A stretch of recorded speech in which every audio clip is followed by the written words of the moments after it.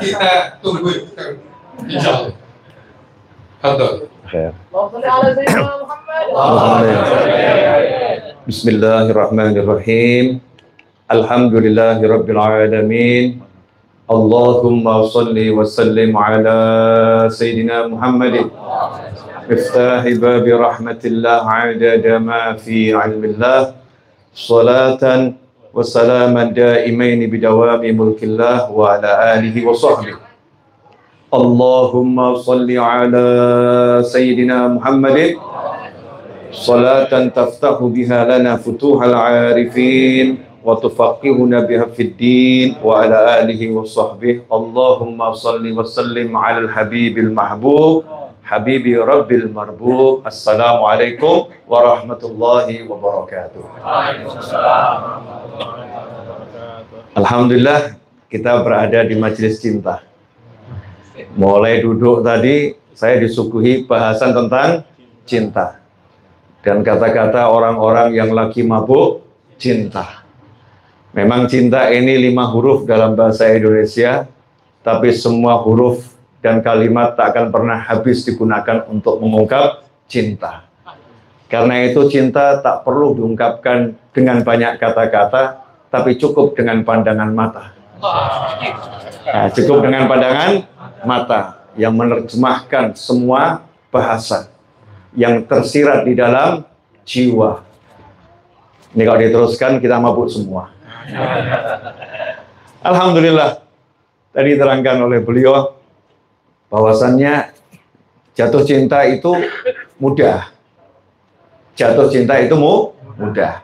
Semua orang bisa ngaku jatuh cinta. Lesashan bukan yang hebat itu orang yang bisa mencintai, tetapi orang yang hebat itu orang yang bisa dicintai. Ya, yang bisa dicintai. Bagaimana caranya agar minal mahbubin, ya, masuk dalam kelompok orang-orang yang dicintai. Amal muhibbin, kalau pecinta, apalagi zaman sekarang, kata pecinta ini jadi murah. Fans. Ya, saya fansnya fulan, saya cinta fulan. Dulu ada seorang ulama berada di sebuah penjara di Bui. Ya, seorang sufi di Bui. Kemudian datang fans-fansnya, muhib-muhibnya, pecinta-pecintanya datang menjenguk. Maka sufi tadi di dalam buinya, dalam selnya, karena sel dulu sangat sederhana, masih pasir, banyak batu, ngambil beberapa butir batu, fansnya tadi dilempari dengan batu. Maka marah itu pecinta-pecintanya. Kami ini cinta sama antum, antum di penjara, kami jenguk kok justru kami dilempari batu. Maka beliau mengatakan, silahkan pergi wahai pendusta. Baru ku lempar dengan batu yang kecil, kalian udah teriak-teriak. Kalau kalian cinta sama aku, walaupun ku lempar dengan batu yang besar, akan tetap datang, ya, akan tetap datang dan mengejar diriku. Cintamu adalah palsu. Nah, ini cinta ini kalau udah diterima, Masya Allah. Karena orang tuh kalau udah mencintai, ya, kalau udah mencintai, semua yang dimiliki akan diberi. Semua yang dimiliki akan diserahkan. Itu kalau udah mencintai. Bayangkan kalau kita dicintai oleh seorang waliullah. Waliullah ini diberi Allah segala-galanya. Karena tangannya bergerak dengan tangannya Allah, kekuatan Allah. Pandangannya memandang dengan pandangan yang diberi kekuatan oleh Allah. Kakinya berjalan dengan kaki yang diberi kekuatan khusus oleh Allah. Hatinya minta apa? Ud'uni astajib lakum. Itu orang biasa. Wali belum sempat minta, udah diberi oleh Allah. Karena harakatul qulub, gerakan hatinya itu sangat diperhatikan oleh Allah Subhanahu wa ta'ala. Maka para auliya wassalihin kalau udah jatuh cinta pada seseorang, yang dicintai itu dikasih semuanya. Makanya beruntung. Ya, kalau seseorang itu minal mahbubin, dicintai oleh wali-wali Allah. Mudah-mudahan kita dimasukkan dalam kelompok tersebut. Amin Allahumma amin. Nah, karena kita yang nggak paham kita masuk kelompok yang mana, maka syariatnya kalau pengen minal mahbubin harus jadi muhibbin dulu. Harus jadi pecinta dulu biar nanti dicintai. Bagaimana caranya jadi pecinta? ya melakukan hal-hal yang disukai oleh orang yang kita cintai. Kalau udah kita lakukan yang disukai, maka nanti kita akan ditarik. Oh, ini saya cocok sama dia. Cocok sama dia. Nanti kalau udah semakin melakukan hal-hal yang dicintai oleh yang dicintai, maka akan didekatkan lagi. Sampai akhirnya aku jatuh cinta sama kamu. Gimana kalau udah dapat predikat dicintai? Masya Allah, saya ambil contoh saja. Contoh yang kita semua udah pernah mengalaminya. Ya mungkin sekarang kita amnesia, agak lupa. Tapi kita semua udah pernah mengalaminya. Rasanya dicintai oleh sang ibu. Rasanya dicintai oleh sang ibu. Sekarang mungkin kita udah lupa. Walaupun ibu kita nggak pernah berhenti mencintai, tapi kita sudah lupa rasanya dicintai oleh ibu. Ibu ini ya, sama anaknya. Masya Allah, belum kenal nih, masih dalam perut. Belum kenal, masih dalam perut. Anaknya kurang ajar. Ditendang-tendang. Betul ya? Anak ini di perut udah nendang-nendang ibunya. Tapi apakah ibunya marah? Enggak. Yang muncul apa? Masya Allah, udah bisa nendang. Ditendang bukan marah, tapi ditendang justru semakin sayang. Ini karena ibu tadi memandang tendangan ini dengan pandangan cinta. Walaupun ditendang, tetap sayang. Begitu mau melahirkan, Masya Allah, tanya sama siapapun lah. Yang namanya melahirkan itu taruhannya nyawa. Taruhannya nyawa. Yang dipertaruhkan adalah yang paling berharga, nyawanya. Nyawanya dipertaruhkan untuk yang di perut yang belum jelas. Nanti lahir ini ganteng atau enggak, ya. Kira-kira seganteng Habib Novel enggak, wallahu a'lam. Ini harinya alih terus, jadi. Seperti kata antum tadi. Ya, Mahdi bilang tadi harinya alih terus. Belum tentu nih lahir ganteng, belum tentu lahir cantik, belum tentu lahir jadi anak yang soleh, belum tentu jadi anak yang solihah. Status belum jelas. Tapi sang ibu ini udah rela siap mati demi anak. Betul atau betul? Karena apa? Cinta. Begitu, sakit atau enggak sakit? Sakit. Tapi sakitnya itu terlupakan. Tidak merasakan sakit, walaupun tetap sakit karena dengar suara langsung mana anakku? Ya mana anakku? Apa udah selesai penderitaan seorang ibu? Belum. 9 bulan muntah, 9 bulan tidur gak enak, semua dilakukan. Begitu sudah lahir, selesai? Enggak. Lebih tinggi lagi tingkat pengganyangan kita. Lebih tinggi lagi tingkat kita ini menggoda seorang ibu. Mau istirahat jam 2 malam, sang bapak ngomong, anakmu bangun. Anakmu nangis. Betul ya? Bapaknya yang gendong anaknya enggak. Istrinya dibangunkan. Ya, istrinya dibangunkan. Suruh ngurusi anaknya. Anakmu butuh disusuin.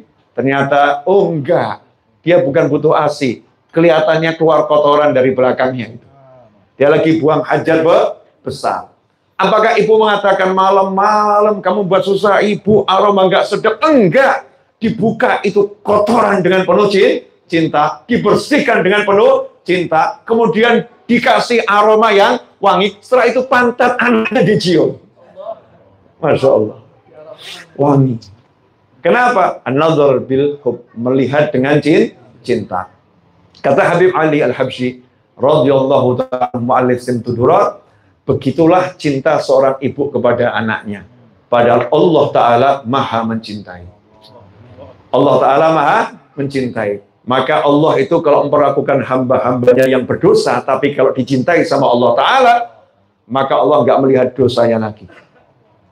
Dosanya dibersihkan sama Allah dengan penuh cinta.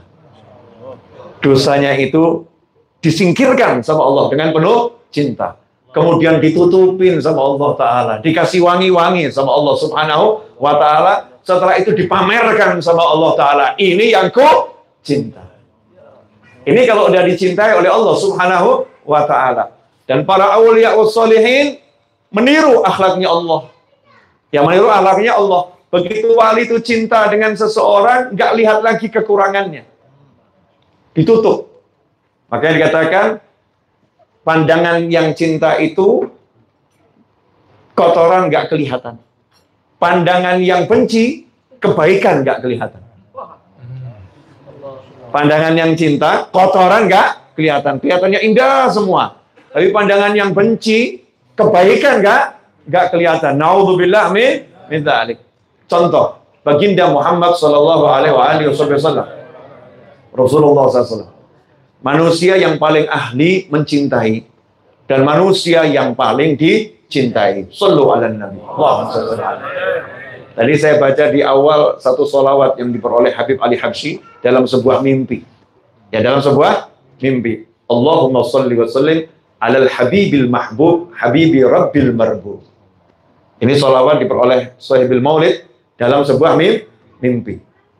Di antaranya didengar oleh Syekh Abdullah Ma'ruf Bajamal mengatakan pada Habib Ali Habsyi, wahai Ali, dengarkan nih, sholawat yang membuat gunung-gunung ikut bergetar. Ya, Allahumma sholli wa sallim alal habibil mahbub habibi rabbil marbub. Shallu ala nabi. Allahumma shalli ala nabi. Sang kekasih Nabi Muhammad SAW.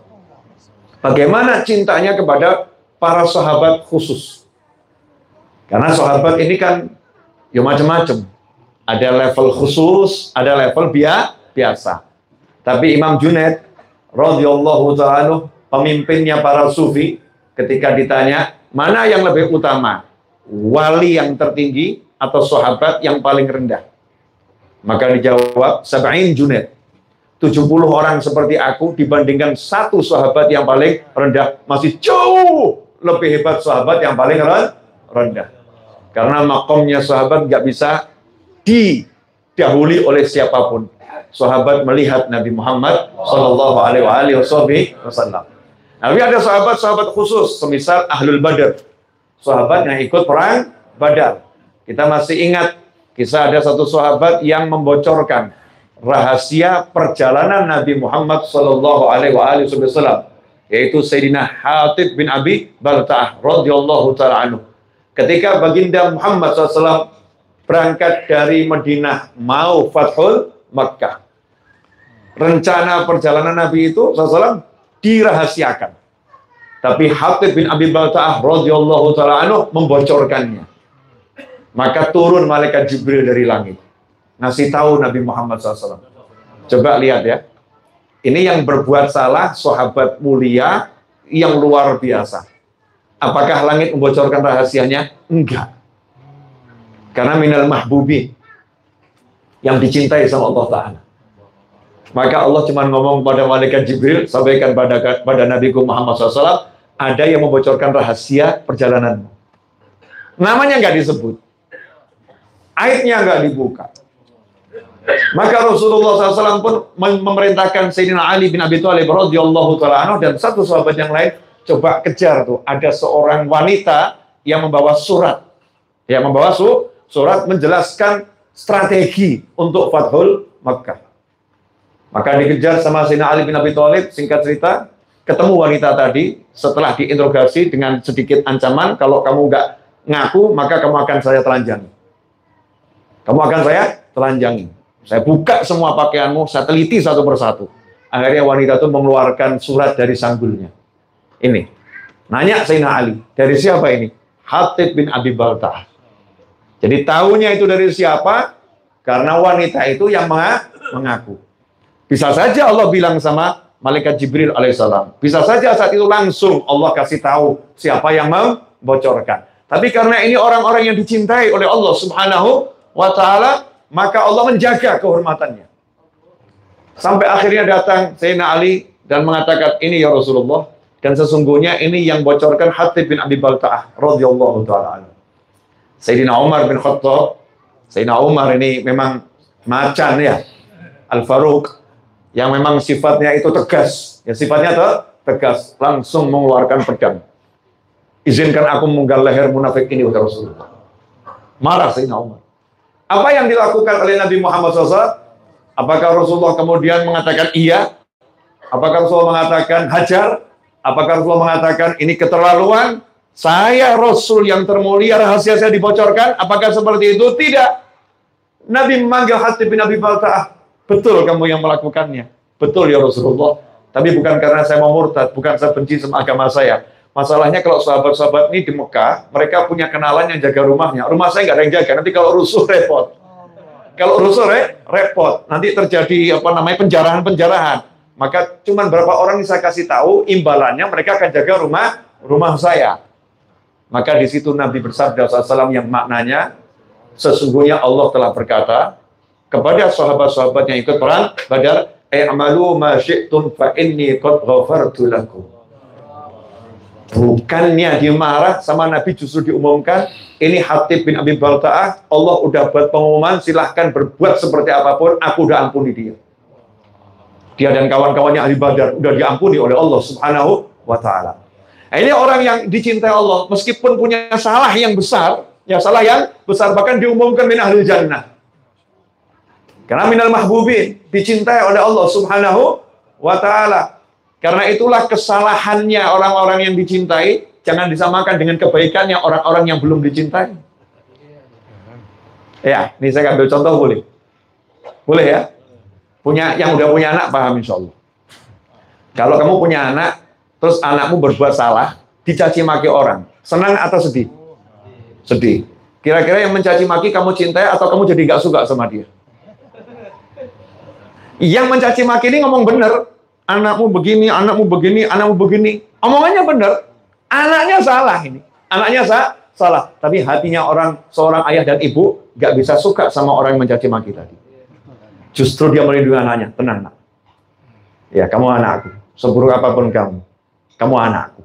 Dibela oleh ayahnya.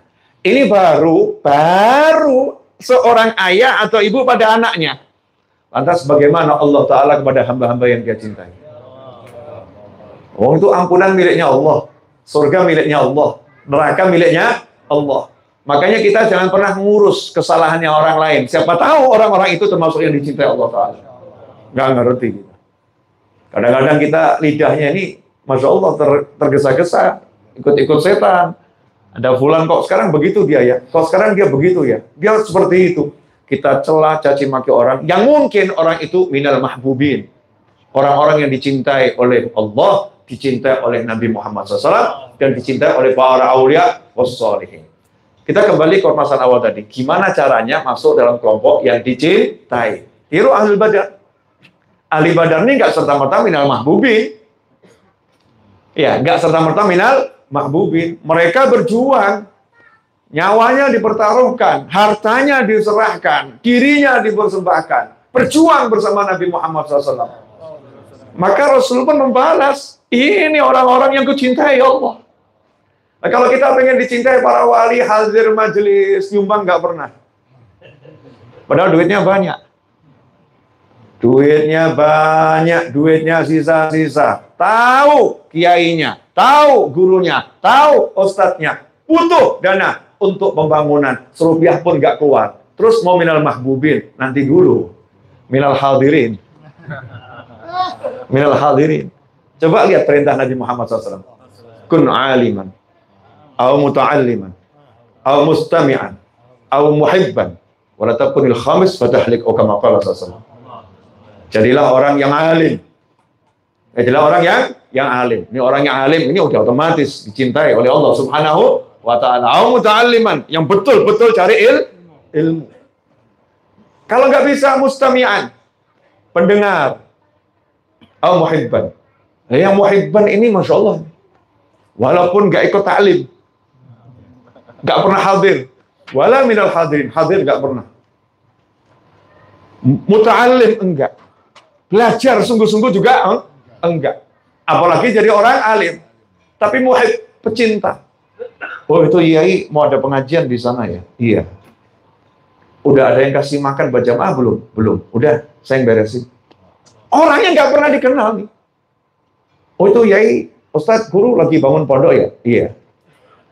Udah ada yang bereskan belum? Belum. Berapa itu dan butuhkan 10 ayat? Ya udah beres, saya ngurus. Masya Allah, orangnya begini, nggak usah hadir majelis. Repotin nambah nanti. Nggak usah hadir majelis. Minal mahbubin. Perintah Nabi. Minal muhibbin. Ya, au muhibban, jadilah pecinta. Betul dia nggak pernah hadir, tapi dia cinta benar dengan dia punya harta dengan hartanya. Yang satu lagi punya kekuasaan. Masya Allah. Dia nggak punya harta, tapi dia punya power. Oh itu kiai mau buat majelis, guru buat majelis, iya. Jangan khawatir, izin lancar semua. Saya yang tanggung jawab. Saya bereskan izinnya semua. Masya Allah. Wahai pecinta. Yang begini nanti akan dicintai. Karena dia korbankan apa yang dia miliki. Katanya, saya nggak pernah ikut taruhan, alhamdulillah. Ya mudah-mudahan antum juga nggak pernah ikut taruhan. Saya taruhannya yang lain. Ya taruhannya yang lain. Orang kalau judi itu, kalau mau dapat hasil yang besar, taruhannya harus besar. Kalau masangnya kecil, kalau dia menang ya dapatnya kecil. Tapi kalau dia masangnya besar, dapatnya besar. Kalau kamu mau dapatkan hati wali, ya taruhanmu harus besar. Kalau taruhanmu kecil, ya nggak dapat apa-apa. Ya dapat, tapi ya tadi itu minal hadirin, dapat kebuli mungkin, ya dapat kopi, dapat itu pulang ya pulang seperti yang lain. Tapi ada orang yang mau pulang ditahan sama walinya. Jangan pulang dulu, kamu sini. Berarti orang itu ada di dalam hatinya itu. Kamu sini. Seperti kalau kita lihat Rasul Muhammad SAW punya sahabat namanya Nuaiman. Radhiyallahu ta'ala Nuaiman. Nuaiman itu, wah, kalau hidup di zaman kita, pusing gitu. Bayangkan Nabi Muhammad SAW lagi terima tamu di dalam masjid. Nuaiman di luar masjid sama teman-temannya. Tiba-tiba teman-temannya Nuaiman ngomong, itu untanya bagus. Besar. Kita sembelih aja. Saya lapar nih, makan. Kata Nuaiman, itu untanya tamunya Rasulullah SAW. Masa disembelih? Gak apa-apa. Rasulullah pasti ikhlas. Aman. Nggak jadi masalah. Nanti sembelih, kamu bagian yang banyak. Makan sepuasmu. Kata Nuaiman, boleh juga ini. Diambil ontanya, disembelih. Setelah itu dipotong-potong. Lama tamunya ini ya. Siap dimakan. Nggak lama keluarlah tamunya, diantarkan Nabi Muhammad SAW. Tamunya nanya, mana onta saya? Sahabat kemudian nunjuk. Udah dipotong. Udah disembelih. Rasul nanya, siapa pelakunya? Nuaiman. Pelakunya Nuaiman. Sama Nabi Muhammad SAW dicari Nuaiman di mana. Ditelusuri itu kota Madinah. Nuaiman di mana? Sahabat tunjukkan. Gak berani ngomong sahabat. Tunggu arah sana. Dicari sampai ada satu lubang di tanah besar. Nuaiman di mana? Sembunyi di situ. Sahabatnya dekat situ, mulutnya nggak ngomong tapi gini. Maka Nabi Muhammad SAW kemudian membuka tutup lubang tadi dari jerami-jerami. Kemudian lihat ke Nuaiman, nah sini kamu, diulurkan tangannya, yuk keluar. Ditanya, kenapa kok kamu sembelih ini? Apa namanya onta tamu saya? Bukan saya Rasulullah, saya ditipu sama tadi itu yang nunjuk-nunjukkan sama Rasulullah. Saya di mana? Itu yang nipu saya itu. Itu yang nipu saya. Ya udah, ayo, makna ya, ayo makan bareng. Biar tamunya beli onta yang lebih bagus lagi. Dipesankan onta terbaik oleh Nabi Muhammad SAW. Bukan dimarahin, ya, diganti sama Nabi, ganti yang baik. Yuk ontanya dimakan bareng. Kenapa? Minal mahbubin. Jangan kamu contoh. Ini mahbub, dicintai lain. Sayyidina Hasan wal Husain radhiyallahu ta'ala anhuma. Seringkali ini kadang ada orang mengatakan dulu Sayyidina Hasan dan Husain di masjid, lari-lari di masjid, akhirnya diambil dalil oleh orang-orang yang nggak punya ilmu. Berarti bawa anak ke masjid boleh, anaknya lari-lari di masjid nggak jadi masalah. Nggak jadi masalah. Harus dipahami, Sayyidina Hasan wal Husain radhiyallahu ta'ala anhuma rumahnya di dalam masjid. Dibuka pintu rumah, langsung ke Hujrah Nabawi. Ya langsung masuk, sekarang jadi Raudhah itu. Dari Hujrah Nabawiyah dibuka, langsung itu masuk ke Raudhah yang sekarang. Jadi kalau mau keluar ya pasti lewat masjid. Nggak punya jalan yang lain. Memang di situ rumahnya. Memang rumahnya di sana. Dan keduanya ini adalah yang dicintai oleh Nabi Muhammad SAW. Beda anak saya dan anak kamu. Ini anaknya Sayyidina Ali, anaknya Fatimah Zahra radhiyallahu ta'ala anhuma, dicintai Nabi Muhammad SAW. Makanya begitu Rasulullah lagi khutbah, lari Sayyidina Hasan atau Husain, kemudian terpeleset, jatuh, Nabi hentikan khutbahnya. Khutbah ta'allum wa ta'lim, menyampaikan kalamullah, membimbing umat, dihentikan. Liajri, karena urusan cucunya jatuh. Turun, dipeluk, dicium, ya Allah aku cinta kepadanya, dan cintailah orang yang mencintainya. Mahbub yang dicintai. Lain, kita kemudian pakai dalil tadi berarti anak kita boleh lari-lari di masjid. Nggak seperti itu. Jadi salah itu menggunakan dalil. Ini orang yang dicintai, Sayyidina Hasan dan Husain. Nah, bagaimana caranya kita menjadi orang yang dicintai? Ya ayo itu yang kita cari. Yang punya tenaga dengan tenaganya jadi relawan. Nggak usah disuruh selesai majelis, bantu bersihkan. Ya, yang punya kemampuannya dengan kemampuannya di IT-nya, bantu bagaimana mensiarkan dakwah, semua dengan kemampuannya, nanti akhirnya masuk minal mahbubin. Nah, kalau udah dicintai selesai. Kenapa? Apa yang masuk di hati wali kalau kita ada di dalamnya kita dapat. Berapa banyak orang yang tidur dalam keadaan dosa, bangun tak punya dosa. Tidur itu dosanya banyak. Bangun tidur dia nggak ngapa-ngapain, tidur ngorok. Bangun tidur nggak punya dosa dia. Kenapa? Karena ada di hatinya wali. Malam itu walinya doa, ya Allah, ampunilah dia. Selesai. Selesai. Makanya, ya ini, minal mahbubin ini ya kuncinya. Ini tadi kita ngomong cinta-cinta terus ya. Jadi yang keluar begini, Bib. Melanjutkan drama antum tadi. Drama Adi. Ya, bagaimana caranya kita biar dicintai? Termasuk majelis haul ini. Majelis haul ini kan sebetulnya dibuat karena cinta. Ya dibuat karena cinta. Cinta murid pada guru, cinta anak pada orang tua, cinta cucu pada kakek, karena cinta. Nah, cinta ini aneh. Cinta itu bisa buat orang yang di soft paling belakang tiba-tiba duduk paling depan. Orang yang datang paling akhir bisa tiba-tiba dia menjadi duduknya paling depan. Orang yang nggak punya duit tiba-tiba bisa dapat duit yang banyaknya luar biasa. Orang yang pangkatnya biasa-biasa tiba-tiba bisa naik pangkat seketika karena dicintai. Misal nih saya kok tiba-tiba mimpin satu perusahaan, jadi direktur. Ya, jadi direktur. Nah, kalau saya punya teman saya lulusan SD, nggak pernah SMP, nggak pernah SMA, nggak pernah kuliah. Tapi teman itu saya cintai. Ya, saya butuh sekretaris pribadi. Di kantor udah ada sekretaris. Saya coret. Nggak kenal yang ini, nggak kenal yang ini. Saya telepon tuh teman saya lulusan SD tadi itu ya. Kang, di mana? Sini. Dah, kamu terbang nih. Kenapa? Mulai hari ini kamu kerja sama saya. Kerja apa? Udah, pokoknya duduk masih di samping saya, gaji sesukamu. Asik. Kok bisa begitu? Saya cintai. Ada yang protes? Nggak bisa. Saya pemimpin. Kebijakan di tangan saya. Nggak suka cari yang lain. Silahkan ganti saya. Dia naik pangkat bukan karena apanya. Punya ilmu yang banyak, bukan karena punya prestasi yang luar biasa. Karena saya cintai. Karena saya cintai. Syekh Ali bin Abdullah Baras radhiyallahu ta'ala anhu. Kita ingat Habib Umar Al-Attas ya. Bin Abdurrahman Al-Attas, Sahib Urabtubul Attas. Itu punya murid namanya Syekh Ali Baras. Bukan Habib, Syekh. Marganya Baras. Syekh Ali Baras. Dia ngabdi sama Sang Habib. Waktunya taklim, ikut taklim. Tapi tugasnya Masya Allah. Bagian nyapu, bagian ngepel, bagian bersih-bersih, siapkan minum, khidmah. Mengabdi, melayani. Akhirnya dicemooh sama orang-orang. Kamu ikut Habib cuma dijadikan pelayan. Kamu nggak dijadikan murid, kamu dijadikan pelayan. Kamu nggak diistimewakan, nggak diajarin, cuma nyiapin kopi, teh. Habib Mahdi tadi. Nyiapin sound system, ya. Ya, nyiapin sound system ayahnya sendiri tapi ini ya. Udah khidmah, suruh khidmah. Gurunya dengar Habib Umar bin Abdurrahman Attas radhiyallahu ta'ala anhu.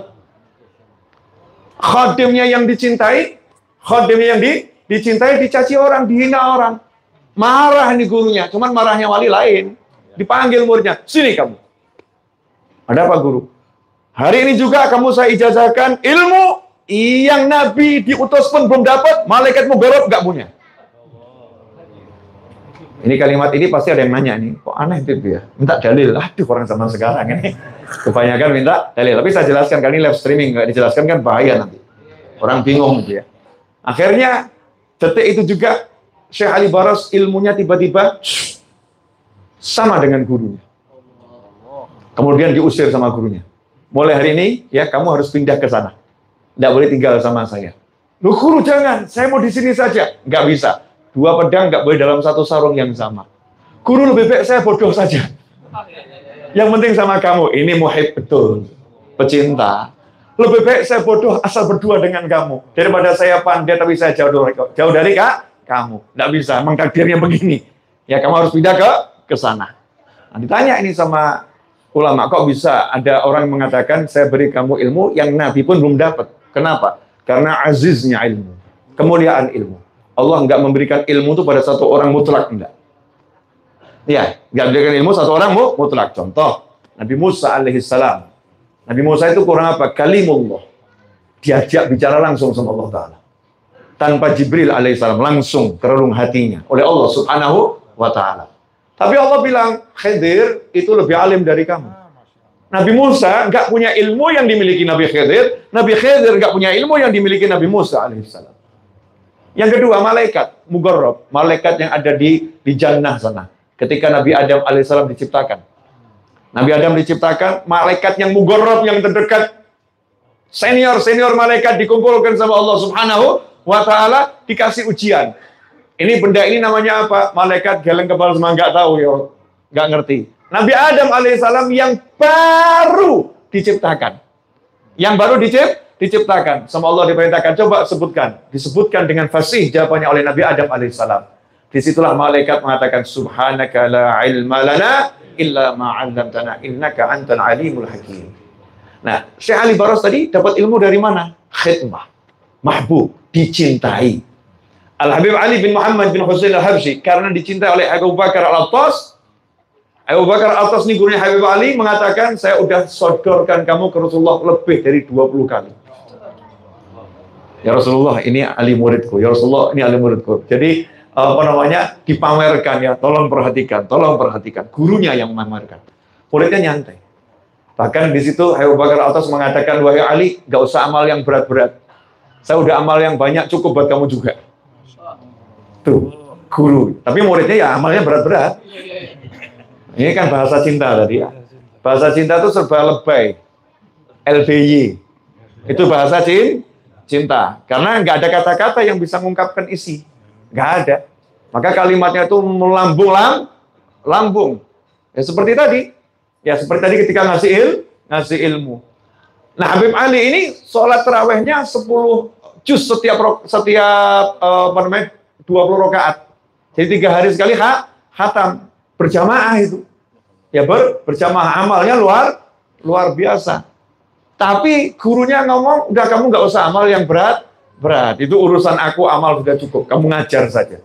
Ya tugasmu mengajar. Yang amal berat-berat sudah aku wakili. Dan Habib Ali Habsyi karena cintanya kepada kita semua membuat Maulid Simtud Duror.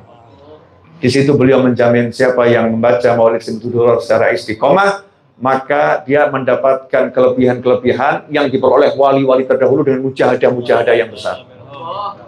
Karena tahu orang akhir zaman ini suruh mujahadah yang berat kan susah ya. Pada nggak mau. Nah, maka dikasih Simtud Duror. Dah, amalkan ini saja, nanti harusnya kamu dapat derajat itu harus dengan misalnya puasa Daud, atau sholat sunnah 1 hari 1000 rakaat, atau baca kalimat tahlil 100.000 kali. Itu kan berat-berat semua. Digantikan dengan Simtud Duror. Kalau dibaca Simtud Duror istiqomah, maka apa yang didapat dengan mujahadah besar itu akan diberikan oleh Allah Subhanahu wa taala berkat perjuangannya Habib Ali bin Muhammad bin Husain Al-Habsyi radhiyallahu taala anhu. Udah berapa menitnya lagi? 33. Saya nggak bijak kalau ngomongnya panjang-panjang bijak. Kenapa? Karena saya datang paling akhir. Tapi dikasih tempat paling depan. Kenapa? Saya dicintai. Iya, minal mahbubin. Dicintai. Walaupun datangnya akhir, sudah duduk di depan. Ya, walaupun sebetulnya semua udah capek, tapi beliau, guru kami mengatakan silakan ngomong sampai subuh nggak jadi masalah buat beliau, masalah buat saya. Ya masalah buat saya. Karena saya nanti pagi harus sudah ada di Solo insya Allah. Jadi saya di sini harus nyetir. Saya suka nyetir sendiri, nyetir mobil ke Solo. Habib, kenapa kau suka nyetir sendiri? Iya, kalau mampir-mampir nggak ketahuan Habib. Allah, kalau ada sopir repot. Kenapa banyak laporan ya? Banyak laporan. Ya, guru. Ya, Masya Allah. Saya udah lama nggak dengar beliau baca qasidah itu. Kalau baca qasidah itu, Masya Allah. Kita biasanya di Balikpapan barengnya. Banyak ketemu di Balikpapan. Masya Allah. Lanjut dikit boleh ya? Dikit aja, nggak usah banyak. dicintai. Nah itu kalau udah dicintai asyik. Nah salah satu cara biar kita dicintai oleh Nabi Muhammad SAW. Kalau dicintai wali aja udah luar biasa ya. Gimana dicintai Nabi Muhammad SAW? Ada cara yang mudah, cuman tolong jangan di-share. Karena nanti timbul fitnah. Ya timbul fitnah. Saya mau ambil contoh nanti mikir sendiri aja ya. Mikir sendiri. Saya punya anak. Anak. Terus datang orang ke rumah saya nggak ketemu saya. Datang ke rumah saya nggak ketemu saya. Ketemunya anak saya. Orang tadi kemudian ngasih hadiah ke anak saya. Ini permen coklat. Ya. Oh ini roti. Mungkin hadiahnya nggak seberapa. Tapi dia bawa hadiah terus buat anak saya. Dia nggak datang, dia kirim paket. Dia kirim paket. Untuk anak Habib. Untuk anak Habib. Nggak pernah ketemu saya. Saya penasaran nggak dengan orang ini? Anak saya laporan. Abah, ya Abuya, ini dikasih sama Fulan. Abuya, ini dikasih sama Fulan. Abuya, ini dikasih sama Fulan. Saya ya, alhamdulillah kan ya jelek-jelek ini kan termasuk ya orang yang tahu cara balas budi gitu ya. Saya pengen tahu siapa ini. Minimal saya mau kasih pesan WhatsApp, jazakumullah khairan, terima kasih, udah baik sama anak saya. Ternyata kebaikannya kepada anak saya membuat saya memperhatikannya. Betul ya? Membuat saya memperhatikannya. Sampai di sini paham? Nah. Orang yang paham. Yang nggak paham, nggak usah paham. Jadi kalau pengen dicintai Nabi Muhammad SAW di Indonesia ini jalannya mudah. Kalau di Jepang agak susah. Karena di Jepang cari Habib susah. Di Korea cari Habib susah. Di Jepang cari kiai susah. Di Korea cari kiai susah. Di Indonesia cari Habib, cari kiai mudah. Para habaib dicintai oleh Rasulullah SAW karena cucu. Para guru, para kiai dicintai karena mewarisi ilmunya para nabi. Jadi kalau kita pengen dapat cintanya Rasulullah SAW, gampang. Menjangkau nabinya agak jauh, jangkau saja nih yang dicintai. Jangkau saja yang dicintai, layani yang dicintai, senangkan yang dicintai. Tentunya sesuai apa yang dicintai oleh Allah Subhanahu wa Ta'ala. Sesuai dengan cara-cara yang digariskan oleh Allah Subhanahu wa Ta'ala. Ada pernah seorang kiai mijit punggung saya. Kiai tadi ngomong, maaf Beb, saya lagi nggak pijit punggung antum. Ini punggung saya, enggak Beb. Saya lagi pijit punggungnya Nabi Muhammad SAW. Maksudnya gimana ya? Maksud saya begini biar nyampe ke Rasulullah. Saya lagi mijitin cucunya. Saya nggak ngejar antum Habib, saya ngejar kakek antum. Ya, boleh contoh lagi dari Al-Quran. Iya, ini kalau nggak pakai Al-Quran masih ada orang-orang yang tetap ini memang Habib ini memang minta dicintain. Kiai ini minta dicintai, guru ini minta dicintai. Habib, kiai, guru nggak minta dicintai. Tapi kalau sampai antum nggak jatuh cinta sama anak cucu Nabi Muhammad SAW, maka antum telah melanggar perintah Nabi Muhammad SAW. Karena dalam sebuah hadis Rasulullah bersabda, "Adibu auladakum ala thalath khisal." Didiklah anak-anak kalian tentang 3 hal. Yang pertama, cinta Nabi kalian. Yang kedua, cinta keluarga Nabi kalian. Yang ketiga, qiraatul Quran. Membaca Al-Quran urutan nomor 3. Karena orang kalau baca Al-Quran nggak punya cinta Nabi, nggak punya cinta keluarga Nabi, nanti bacaannya keliru. Ayat-ayatnya dipakai untuk hal-hal yang nggak sesuai yang dimau Allah dan Nabi Muhammad Sallallahu Alaihi Wasallam. Al-Quran, contoh yang gamblang. Tiap malam Jumat, selain kita disuruh banyak sholawat, tiap hari Jumat, selain kita disuruh banyak sholawat, kita juga diperintahkan baca surat Al-Kahfi. Tiap malam Jumat atau hari Jumat sampai Sabtu sebelum matahari terbit, kita diperintahkan baca surat Al-Kahfi. Kedudukan baca surat Al-Kahfi ini lebih tinggi daripada kita baca sholawat. Akan tetapi bukan berarti baca Al-Kahfi nggak sholawat, itu melanggar perintah Nabi.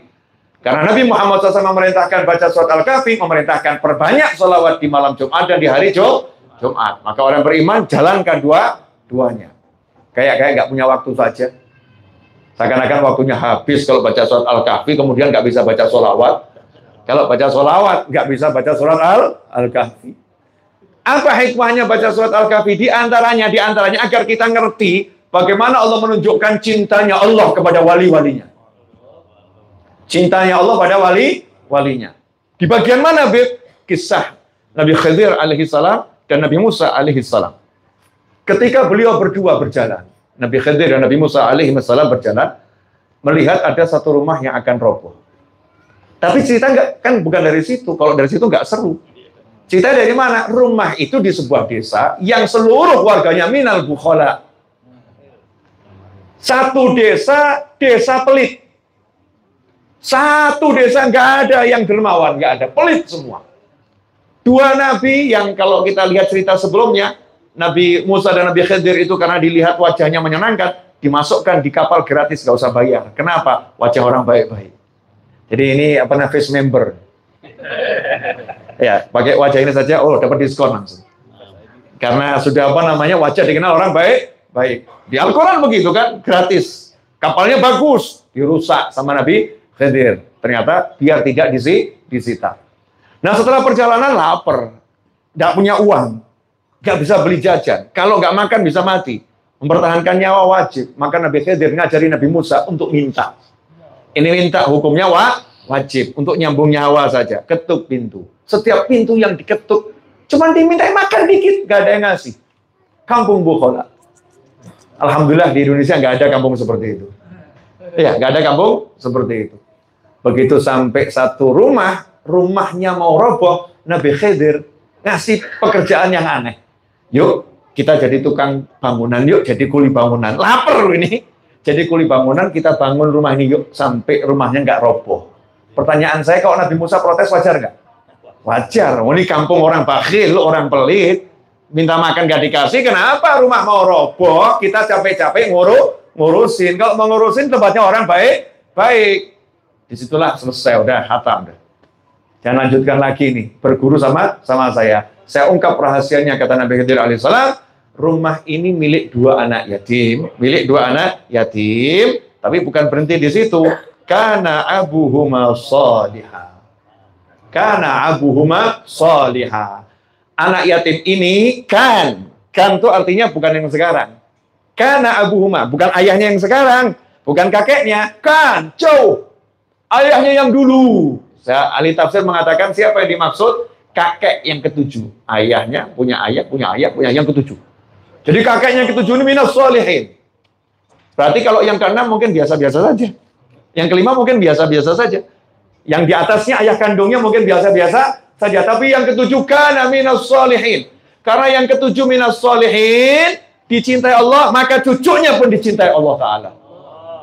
Cucunya dicintai sampai dua nabi diperintahkan sama Allah Ta'ala jadi kuli bangunan. Diperintahkan sama Allah jadi tukang batu. Dua nabi. Kenapa? Karena ngurusin rumahnya seorang anak yang punya kakek orang soleh. Kalau ini rumahnya anak yatim yang kakeknya itu tidak sezaman dengan Nabi Khidir. Kakeknya tidak sezaman dengan Nabi Musa karena tingkatan yang ketujuh berarti masih zaman yang terdahulu, jauh. Artinya ini mukmin biasa yang soleh minal aulia di zaman dahulu. Lantas bagaimana kalau itu cucunya wali dari umat Nabi Muhammad SAW? Bagaimana kalau cucunya Syekh Muhammad Arsyad Al-Banjari? Bagaimana kalau cucunya ya misalnya Mbah Hashim Asy'ari? Bagaimana kalau cucunya Yai Khalil Al-Bangkalani? Bagaimana kalau cucunya fulan? Itu cucunya wali. Lantas bagaimana kalau cucunya Nabi Muhammad SAW? Kalau cucunya Rasulullah seperti apa? Dan di Indonesia terlampau banyak, overload. Nanti kalau saya jadi presiden tahun 5000 Masehi, saya akan buat program yang memindahkan sebagian habaib ke Tokyo. Ya, ke Korea ya. Dengan pembiayaan saya atur semuanya nih biar habaib tersebar luas di Asia Tenggara sehingga makmur di mana nanti tahun 5000 Masehi dan insya Allah udah kiamat saudara-saudara.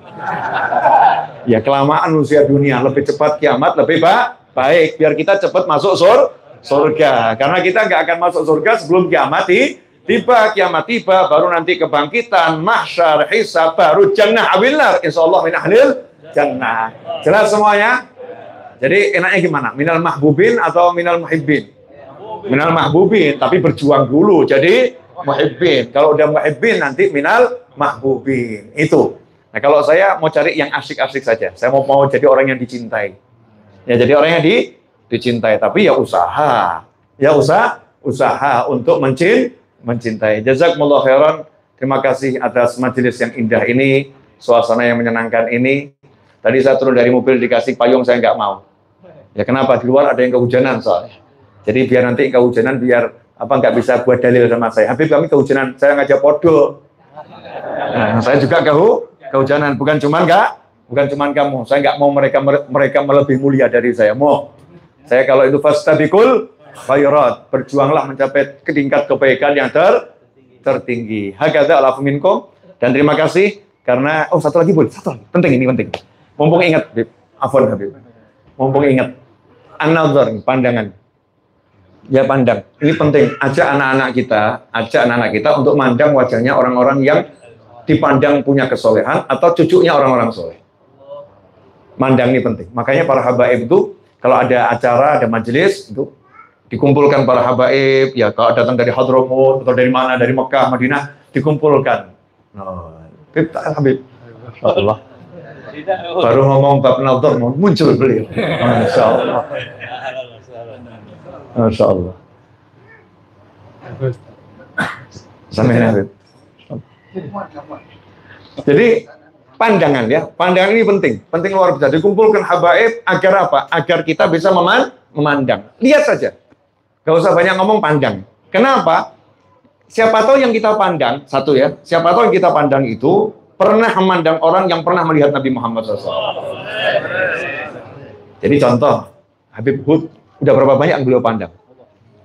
Habib Hud ini keliling, Mekah, Madinah, ya, Hadramut, ketemu habaib yang tua-tua, ya, ketemu habaib yang tua-tua, semua dipandang sama beliau. Saya cukup lihat beliau selesai. Kenapa? Karena beliau dulu dipandang orang-orang soleh yang banyak dan mandang orang-orang soleh yang banyak. Saya pandang beliau selesai. Saya punya sanad nador. Iya, saya punya sanad nador. Nanti di akhirat kita bisa ngomong, ini mata saya pernah lihat Habib Hud. Selesai. Mungkin ada yang nanya, Habib, dengan ini kok aneh-aneh gitu.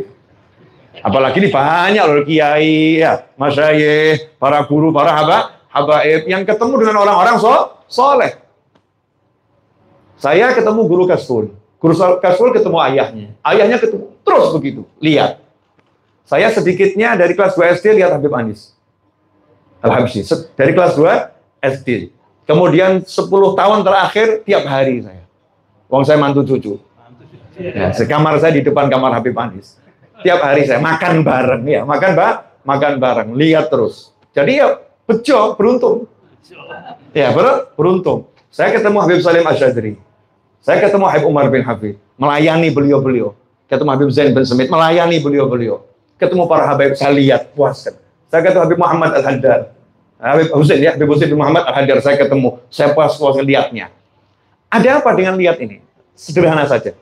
Sahabatnya Nabi Muhammad SAW itu, definisi sahabat adalah mukmin yang hidup sezaman dengan Nabi Muhammad SAW, beriman pada Allah dan Nabi Muhammad SAW, melihat Nabi Muhammad SAW, ya, bertemu, melihat Nabi Muhammad SAW, kemudian meninggal sebagai mukmin.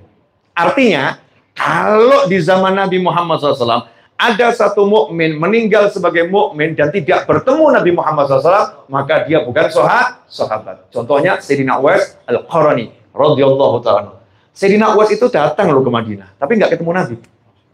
Karena nggak ketemu Nabi Muhammad SAW, nggak jadi sahabat. Afdhalut tabi'in, iya, tapi nggak nyampe pangkat sahabat. Jadi sahabat ini nyampe pangkat sahabat, modalnya bukan banyak amal. Uwais Al-Qarani mungkin amalnya karena melihat Rasulullah. Terus apa manfaatnya lihat Rasulullah? Nyata manfaatnya, berubah dari orang biasa menjadi sahabat. Ada apa dengan mandang wajah Nabi? Karena wajah Nabi dipandang Allah Ta'ala secara langsung. Bidunil hijab, fil mi'raj. Dipandang langsung oleh Allah Subhanahu wa Ta'ala. Wa Rasulullah memandang Allah Subhanahu wa Ta'ala. Jadi mandang Rasul punya keistimewaan yang luar biasa. Nah, bayangkan ini kemudian para habaib turun-temurun, kalau diurutkan sirun nadhar, lihat ayahnya, lihat kakeknya, terus begitu. Para kiai lihat gurunya, lihat sampai terus gurunya, sampai sahabat lihat Nabi Muhammad SAW. Belum lagi yang di zaman ini banyak orang yang dikarunia Allah mimpi bertemu Nabi Muhammad SAW. Tugas kita tinggal husnudzon. Siapa tahu ini termasuk orang yang pernah mimpi Rasulullah. Berarti saya mandang wajah orang yang pernah melihat Nabi Muhammad SAW. Apa untungnya? Rasul bersabda, Tuba, beruntung orang yang pernah lihat aku, kata Rasulullah. Beruntung artinya apa? Nggak akan disentuh neraka, pasti masuk surga karena melihat Nabi Muhammad SAW. Diperjuangkan oleh Nabi Muhammad SAW, dikasih syafaat oleh Rasulullah SAW. Dan beruntung orang yang pernah melihat aku. Sahabat beruntung, tabi'in juga beruntung. Itu kalau di zaman dahulu. Kalau zaman sekarang, kalau ada orang lihat Rasulullah SAW dalam mimpinya atau yaqobotan, kita ketemu dengan beliau, maka kita beruntung. Alhamdulillah, saya lihat Habib Anis. Habib Anis lihat ayahnya Habib Alwi. Habib Alwi lihat ayahnya Habib Ali. Habib Ali yaqobotan lihat Nabi Muhammad SAW. Selesai. Enak, bejo. Makanya amal yang gini-gini aja yang asik-asik. Datang tempatnya ulama, ngapain? Mau lihat Habib saja. Terus pulang. Jangan repotin. Ya, curhat. Ngapain curhat sama kiai, curhat sama habaib, ya curhat sama ustadz, buang sampah. Kalau datang ke ulama tuh jangan buang sampah, buang dolar boleh. Ya, buang dirham boleh. Ya, jangan buang sampah. Kalau punya masalah, duduk ikut majelis, cari ilmu. Yakinlah diselesaikan sama Allah. Nggak mungkin nggak diselesaikan. Diam saja. Akan diselesaikan. Akhiran, Al-Habib Husin bin Hasan Al-Idrus. Solo. Semoga Allah panjangkan umurnya. Dalam kesehatan, dalam ketaatan, dalam kemudahan. Begitu juga seluruh anggota, keluarga, dan pecintanya. Saya belum lama juga ketemu beliau. Habib Husin ini dulu pernah cerita ke saya, novel saya setiap malam Jumat, sama abah saya, disuruh ke Masjid Riyadh, suruh lihat wajahnya Habib Alwi di antara dua bola mata beliau. Suruh lihat di sini. Ya, Husain, waladi, lihat. Ada apa di antara dua bola mata Habib Alwi? Setiap malam Jumat saya ke sana, besok tanya sama abah saya. Udah lihat belum? Sudah, abah. Ada apa? Ya ada apa-apa, abah. Belum, kamu belum dapat kamu. Datang malam Jumat berikutnya. Datang malam Jumat berikutnya. Datang malam Jumat berikutnya. Sampai setahun, 2 tahun. Akhirnya anaknya ini tanya, bah, ada apa gitu? Di antara dua bola mata Habib Alwi ada apa? Saya cari kok nggak ada apa-apa gitu. Namanya juga anak. Ada diterangkan sama abahnya. Ya, abah cuma pengen kamu lihat wajahnya orang yang pernah melihat wajah orang soleh. Dan melihat wajahnya orang soleh. Biar nanti kamu ketularan solehnya. Hasilnya sekarang, anaknya Habib Husin, di antara anaknya Habib Husin namanya Adni, itu menikah dengan cucunya Habib Alwi. Menikah dengan cucunya Habib Anis kan? Masih menikah dengan cucunya Habib Alwi. Barokah nazar. Sampai segitu, masuk jadi keluarga. Berkah memandang. Nah ini, pamerkan gitu. Saya pernah mandang wali. Jangan pamer, saya pernah mandang artis ini loh ya. Saya pernah mandang artis ini. Pamerkan, pernah mandang wali Allah. Jadikan itu tren. Ajak anak, ajak kerabat, ajak sahabat, pasang fotonya ulama. Sekarang pasang foto ulama itu sudah mulai langka. Ya udah mulai langka. Profile picture yang ada nggak jelas. Makanan dijadikan profile picture. Ya, yang roti kayak, yang pizza kayak apa, profile picture. Biar orang ngiler. Coba profile picture wajahnya orang-orang soleh. Minimal mengingatkan sama Allah Subhanahu wa taala. Hakadza walakum minkum. Semoga bermanfaat. Asyraqal badru alaina wa ikhtafa badru tamami mithla husni ma ra'ayna fil iraqain wa syami rabbi faj'al mujtama'na ghayatu husnul khitami waqtina ma qad sa'alna min atayakal jisami wa krimil arwaha minna bi liqa' khairil anami wa balighil muhtara anna min salatin wa salami walhamdulillahi rabbil alamin wassalamu alaikum warahmatullahi wabarakatuh.